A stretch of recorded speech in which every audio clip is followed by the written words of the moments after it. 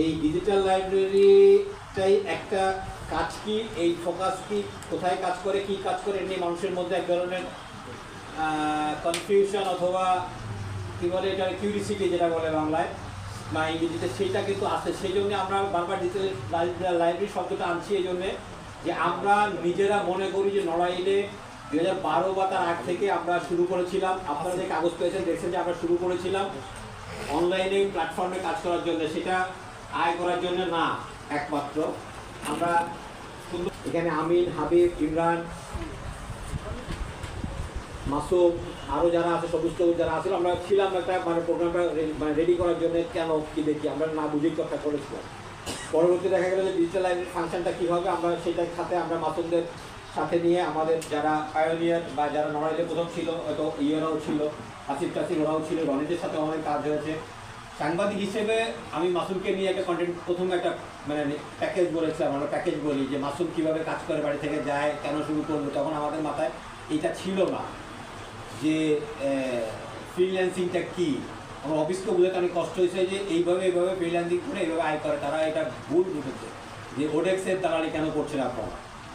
এটা নিয়ে পরবর্তীতে আমরা বড় বড় ফিচার করি। এখন দেখা যাচ্ছে ঢাকার আনাচে কানাচে বড় বড় হাউস নিয়ে তারা কাজ করে, ঢাকা আলাদা। কিন্তু আমরা সরাসরি শুরু করেছিলাম। অর্থাৎ নিউজের দিকে যদি বলেন তাহলে আমরা এই নিউজটার জায়গা থেকেও আমরা মফস্বলে আমরা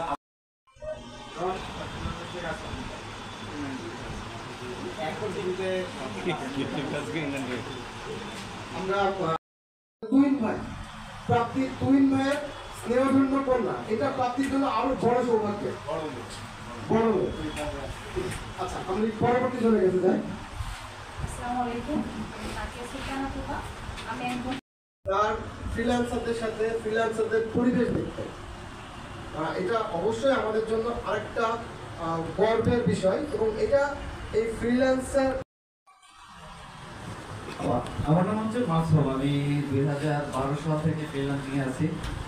এবং একটা বিষয় এখানে উল্লেখ করা জরুরি, সেটা হচ্ছে নড়াইল ডিজিটাল লাইব্রেরি কিন্তু অনেকদিন ধরেই নড়াইলের বেকার যুবকদের কর্মসংস্থান বিষয়ে জানানো জরুরি। সেটা হচ্ছে নড়াইলে যে আজকে যে ফ্রিল্যান্সিং এর এই যে ব্যাপ্তি।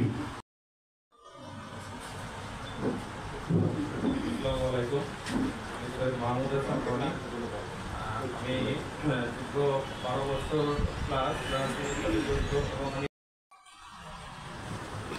আমার নাম হচ্ছে মাসুম, আমি 2012 সাল থেকে ফ্রিল্যান্সিং আছি।